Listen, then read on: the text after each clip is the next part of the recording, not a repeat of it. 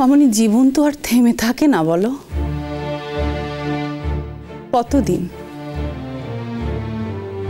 মামনি, কতদিন তোমরা আমারই চলে যাওয়ার কষ্টটাকে বুকে রেখে জীবনটাকে থামিয়ে রাখবে বলো? আচ্ছা, নিজেদের কেনাকাটা আনন্দের কথা না হয় আমি বাদই দিলাম, কিন্তু লোকলৌকিকতা আছে তো, কুটুম্বিতা আছে তো, এটা সেটা কেনাকাটা শপিং থাকবে, চলতেই থাকবে, থামবে না, কিছু কিছু থামবে না মামনি, কিছু থেমে থাকে না, বিশ্বাস করো। আস্তে আস্তে তোমাদের সবটা অভ্যেস হয়ে যাবে। মা, অভ্যেস হয়ে যায় না রে মা, অভ্যেস হয়ে যায় না, অভ্যেস হয়ে যায়। এই যে তুই এক্ষুনি বলি না যে সবাই সবকিছু করতে পারে না, আমরাও তাই, আমরাও অনেক কিছু করতে পারি না। কাম্মা, আমার শোন না, দাঁড়া। আমরা নতুন করে এই অভ্যেসটা আর করতে পারবো না, এটা তুই জানিস না, তুই জানিস না। তুই যদি না জেনে থাকিস, এতদিন আমাদের সবার সঙ্গে থেকে তুই যদি এটা না বুঝে থাকিস, ভালো, আমি কি বলবো বল, আমি কি বলবো? মামা, আমার কোনো উপায় নেই কাম্মা, উপায় থাকলে আমি থেকে যেতাম তো। কেন উপায় নেই মা? এটা বলবে, একই বাড়িতেও আলাদা করে থাকা যায় না, কেন যায় না? আমরা এতগুলো লোক চাইছি তুমি আমাদের সঙ্গে থাকো, তোমার সে কথার কোনো দাম নেই তোমার। বাবা, আমি তোমার ছেলেকে আজও ভালোবাসি বাবা, তাই ওর অপমান আমার গায়ে লাগে, ওর অসম্মান আমাকে অভিমানে ওর দিক থেকে মুখ ফিরিয়ে নিতে বাধ্য করে বাবা। আর ঠিক সেই জন্যই আমি এই বাড়িতে, এই এক বাড়িতে ওর সঙ্গে থাকতে চাই না। আর যতদিন আমি এই এক বাড়িতে ওর সঙ্গে থাকবো, ও বুঝেই উঠতে পারবে না ওর জীবনে আমার ভূমিকাটা ঠিক কতটা। আচ্ছা, আমি তো চেষ্টা করেছি বাবা, তোমরা তো জানো, আমি করিনি বলো, কি লাভ হয়েছে? সেই চেষ্টার ফল কি হয়েছে? বুম্বা যখন খারাপ থাকবে, ওর যখন খারাপ সময় চলবে, ও দিনের পর দিন এইভাবে আমাকে আক্রমণ করে যাবে, আমি কতটা নিতে পারবো আর বলো? আরে বাবা, আমিও তো একটা স্ট্রেসফুল জব করি, আমারও তো 24 আওয়ার্স এমার্জেন্সি সার্ভিস। যদি দিনের পর দিন কেউ আমার চাকরি নিয়ে এইভাবে আমাকে সন্দেহ করে, তাহলে আমি কি করে বাঁচি বলো তো? আর ও তো এবার আমাকে টার্ম দিয়ে দিয়েছে না, যে ওর সঙ্গে থাকতে গেলে আমাকে আমার চাকরি ছাড়তে হবে, বাইরের জগতের সঙ্গে সমস্ত রকম ভাবে সমস্ত যোগাযোগ ছিন্ন করতে হবে। সম্ভব বাবা? আমার পক্ষে তো সম্ভব নয়। আমি তো বললাম, আমি বুম্বার সঙ্গে কথা বলবো, ওর এই বাড়াবাড়ি আমি বন্ধ করবই।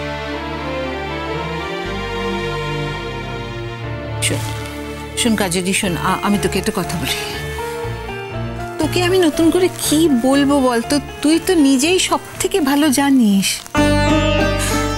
ও তোর স্বামী, আমি তোকে নতুন করে কি বলবো বল?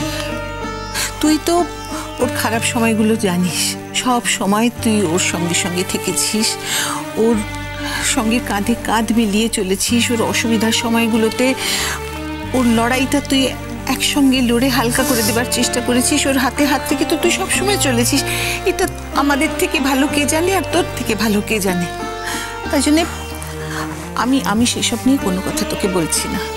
সত্যিকার যদি আমি শুধু তোকে একটা কথা বলতে চাই, তুই একটু অন্যভাবে ভেবে দেখ বুম্বা নিজের এই ব্যর্থতাগুলো, ওর এই ফেলিয়ারগুলো ও হ্যান্ডেল করতে পারছে না, সেটা তুই বুঝতে পারছিস? ওর এখন পেশেন্টের সংখ্যা কমে গেছে। এই যে একটা পেশেন্টের ট্রিটমেন্টে কি একটা গন্ডগোল করে ফেললো, তারপর থেকে ওর চেম্বারে তেমন পেশেন্ট হয় না। সমস্তটা নিয়ে ও তো একটা বিড়ম্বনার মধ্যে রয়েছে। আর এটা তো মানিস যে এই বয়সে ওর ডাক্তারিটা ছেড়ে দিয়ে একটা নতুন কোনো প্রফেশনে যাওয়াটা সম্ভব নয়। আমরা যারা এই বাড়িতে রোজগার করি, আমরা সকলে ভালো রোজগার করি। ওর টাকাটার সত্যি কথা বলতে তো সংসারে কোনো দরকার নেই, প্রয়োজন নেই, কিন্তু ও তো সেটা ফিল করে ওর মতন করে। ওর কি ভালো লাগে? ও তো এই সংসারের বড় ছেলে, তার তো নিশ্চয়ই ইচ্ছে করে কাজেরই যে তার নিজের মতন করে অন্যদের জন্য কিছু করার, নিজের মতন করে আনন্দ করার। সেটা তোর পক্ষে সম্ভব হয় না।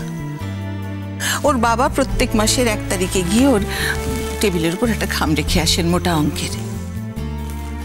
আবার 15 তারিখে গিয়ে আমি ওকে আরেকটা খাম দিই। ওর তো আমরা ওকে এইটাই বুঝিয়েছি যে দেখ বুম্বা, তুই তো আমাদের একটা মাত্র সন্তান, আমাদের তোর জন্যে এইটুকু করতে ইচ্ছে করে।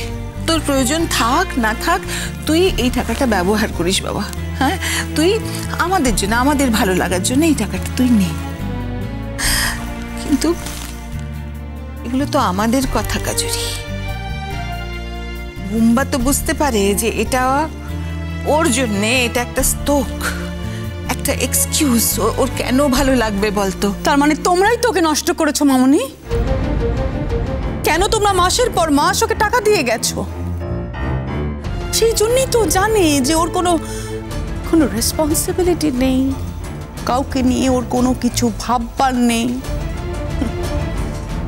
এইটুকু যদি দায়িত্ববোধ থাকতো না বুম্বার মামনি, তাহলে ও অন্তত যেভাবেই হোক রোজগারটুকু করতো।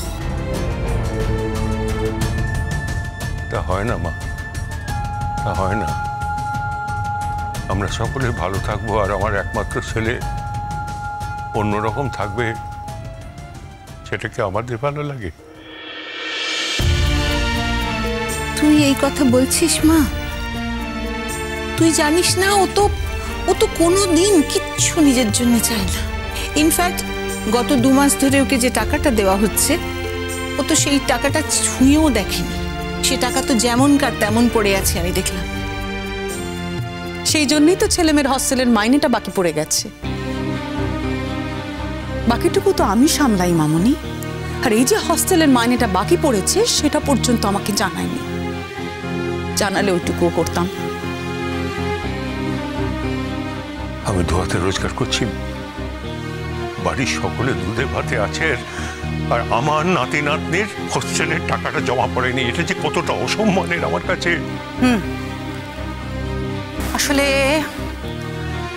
আসলে বাবা, তোমরা ওকে এত গার্ড করে রেখেছো, এত প্রোটেক্টিভ হয়েছে ওর উপরে, ঠিক সেই জন্যই ও মানুষের মতো মানুষ হয়ে উঠতে পারেনি। শোনো, তুমি এই বাড়ি ছেড়ে চলে যাচ্ছ, আমাদের ছেড়ে চলে যাচ্ছ, এটা যেমন ঠিক।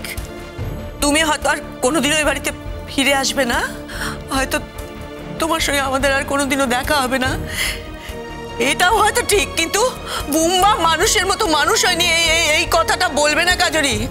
আমার বুম্বা অন্য অনেকের থেকে অনেক বড় মাপের। হ্যাঁ, তা তো বটেই কাম্মা, তা তো বটেই। ভুল তো আমার, তাই আমার গায়ে মানুষের চিহ্ন। এই যে কি সুন্দরভাবে আমার সারাটা গায়ে তোমাদের ছেলে সুন্দরভাবে মানুষের চিহ্ন এঁকে দিয়েছে।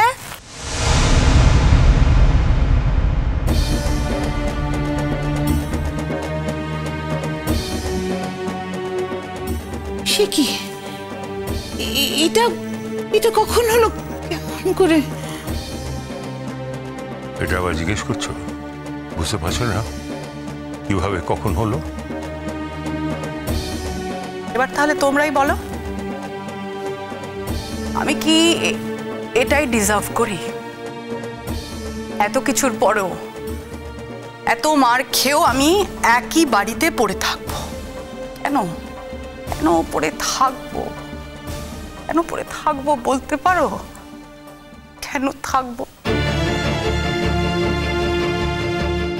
বৌনি, আমরা সবাই জানি দাদাভাই যেটা করেছে সেটা ঠিক না। দাদাভাই ভুল করেছে, আমরা কেউ সেটাকে জাস্টিফাই করার চেষ্টা করছি না। কিন্তু ইনফ্যাক্ট তুমি যদি চাও আমরা বাড়ির প্রত্যেকটা মানুষ মিলে দাদাভাইকে বয়কট করে দেব। কিন্তু তোমার কি সত্যি মনে হয় সেটা করলে দাদাভাইয়ের ভালো হবে? না সেটা করলে কি দাদাভাই সুস্থ হয়ে যাবে? তুমি এভাবে বাড়ি ছেড়ে চলে গেলে কি দাদাভাইয়ের ভালো হবে, সুস্থ হবে দাদাভাই? দাদাভাই যে কাজটা করেছে সেটা যে সুস্থ মাথায় কোনো মানুষ করতে পারে না, দাদাভাইও করেনি, সেটা তুমি খুব ভালো করে জানো, আমরা সবাই জানি। ওর অসুস্থতার দায় আমি কেন সারা জীবন বইবো তাতান? এবার তোমরা বল, এবার তোমরা মার খাও। নদী